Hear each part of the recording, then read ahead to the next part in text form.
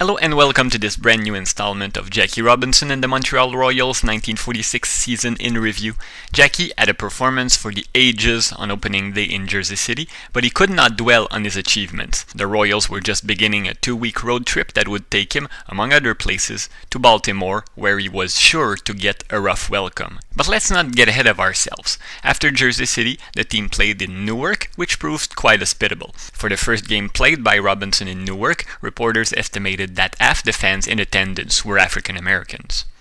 Then it was on to Syracuse, New York, where unexpected problems arose. Jackie and John Wright were barred from the team hotel, which came as a surprise. What was also a surprise is the fact that the Syracuse Chiefs players proved to be Jackie's greatest tormentors in all the league. All series long, and truly all season long, they abused the black players on the Royals. It is even said that, possibly during that first series in Syracuse, the Chiefs had planned to get on the field for a game in blackface. Manager Joel Enns discouraged that initiative. The first game in Syracuse, on April 24th, while the opposing players were going wild with the racial taunts, was deemed by Royals manager Clay Hopper as the best moment to have John Wright make his International League debut, and it was a rough one. He gave up 4 runs, 5 hits, 3 bases on balls, and committed an error in 3 and 1/3 innings. Robinson, meanwhile, was kept off the score sheet for the first time of the young season that night, which you would think emboldened the Chiefs in their bench jockeying. And things weren't about to get better for Wright and Robinson. After the series in Syracuse, the team was en route to the southernmost locale in the circuit, Baltimore.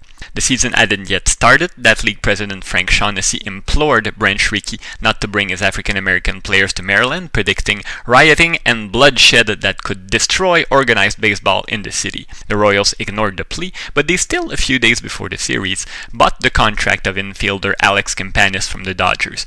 The papers reported the story by saying that if the Baltimore brass or the Baltimore fans keep Jackie from playing, the Royals will have an excellent substitute. There was no rioting and no bloodshed during the Baltimore series, which doesn't mean things were easy for Jackie, John, and Jackie's wife Rachel, who was in attendance. A small crowd of 3,415 was on hand for the first game of the series, fueling reports of a possible boycott from the white community.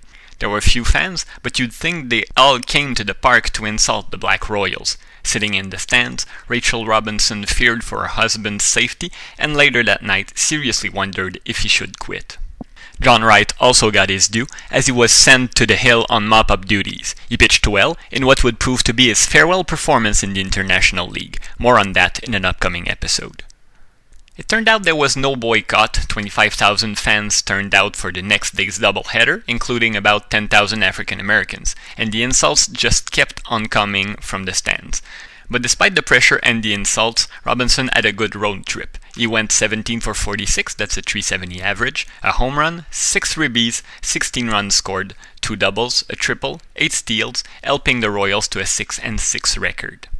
After back-to-back series in Syracuse and Baltimore, you'd have to think that Jackie was happy when the team landed in Montreal for the home opener, even though no one knew at that point how well he would be received by his new fans. I'll have more on that in my next video.